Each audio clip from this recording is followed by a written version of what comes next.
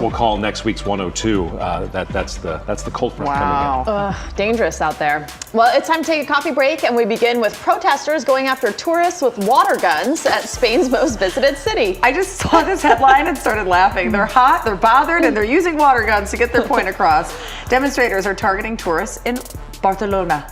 They're tired of the mass tourism. They're marching through some of Barcelona's most popular areas, chanting, "Tourists, go home!" And then they're spraying them with water guns. But if it's hot out, it feels good. I always liked Madrid better anyway. Others carried signs that read Barcelona's not for sale. Apartment rental rates there have skyrocketed. Get this, 68% in the last 10 years, according to local organizations. Official figures show almost 26 million visitors spent at least one night in the city last year. So I can understand the residents' frustration. I just find it funny that it's a little aggressive. Yeah, it seems like you should be taking it up with the government that's allowing for these rental prices to go so high versus the tourists who are also helping to keep the businesses thriving. Yeah. I don't know. It seems a little misplaced. I think all tourist cities deal with this, right? Like I lived in South Florida for a while, and it's one of those things like you want the tax dollars, you want the tourists to come and spend the money, but then when they do, it makes everything else a little bit more expensive for the people actually living there. So. And you want them to be respectful. Hopefully they are, even if they are soaked with a water gun. Yeah. That's like it's funny using water guns. I know, that's like the meme. You tourists. Okay, let's go to a totally opposite story. Okay. Also in Europe, visitors in Copenhagen can help keep the city clean and be rewarded for it. By not being sprayed with water. Different approach, right? There is a new pilot program called the Kcal scheme.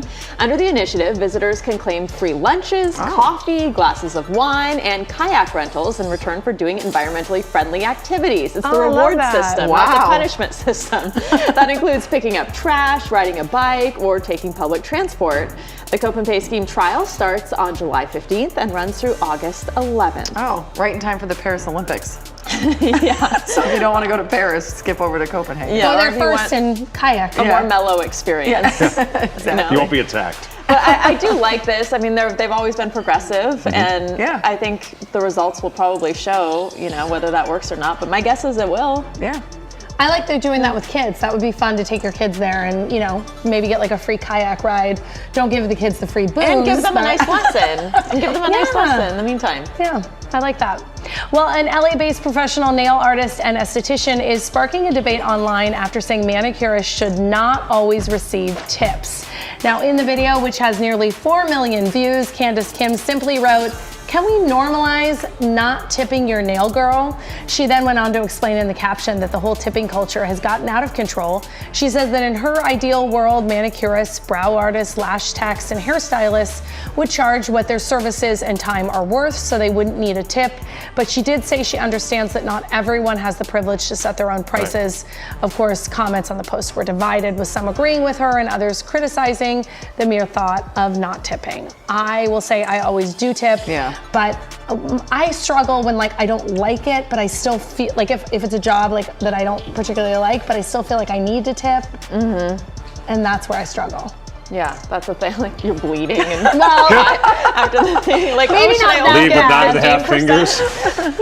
But sometimes you get a manicure that's not great, but you also feel I don't know. I'm one of those people. I just have such a hard time with not tipping 20%, even if I'm not happy with the service. Me too. And I think it is the standard, right? Yeah. That you tip. So to not tip is kind of insulting. I have noticed.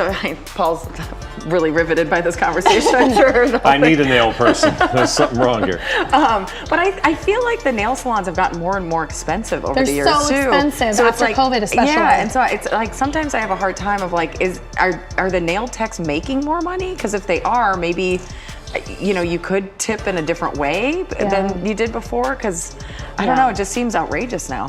How much does it cost? I'm curious. I just, as someone who doesn't use that service, what is it? $100 for your fingers and your toes. If you do your hands and feet, if you do just a gel manicure on your hand, it's still $40. That seems like a lot. Yeah. Hands and feet, it's $100. Yeah. Hey, it's not cheap to look this good, Paul. Well. It stinks being a woman sometimes. What do you say? All right, so we know Caitlin Clark. Yeah. She's a household name. Yeah. There's another name that's going to be a household basketball name soon. Big pivot here. Okay. Cooper Flagg. He is amazing. He's going to go to Duke this year. U.S. team is getting ready for the Paris Games, the Olympics. There's one player on the basketball court who's getting a lot of attention. He's not even on the Olympic team. The kid making all the baskets in this video is 17 years old, hasn't even played in college yet. Wow. If you follow high school basketball on social media, you've heard the name Cooper Flagg. There he is. That was Anthony Davis he just went over. Wow. He's a high school basketball player. He's impressed NBA players and coaches during 3 days of practice and scrimmages with the U.S. Olympic team. He's going to play for Duke this upcoming season and is projected to be the #1 pick in next year's NBA draft. And despite his youth, NBA players say that he demonstrated exceptional skills, confidence, and court presence. I watched some of these highlights. You would think that he was one of the players on the Olympic team. Interesting. The guy hasn't played 1 minute of college basketball yet. How tall is he, do you know? 6'7", and he grew up in New Hampshire, which is, you wouldn't think would be a basketball hotspot. Yeah, they talk about the lack of experience, but then you think of the potential for someone that young who's that good already.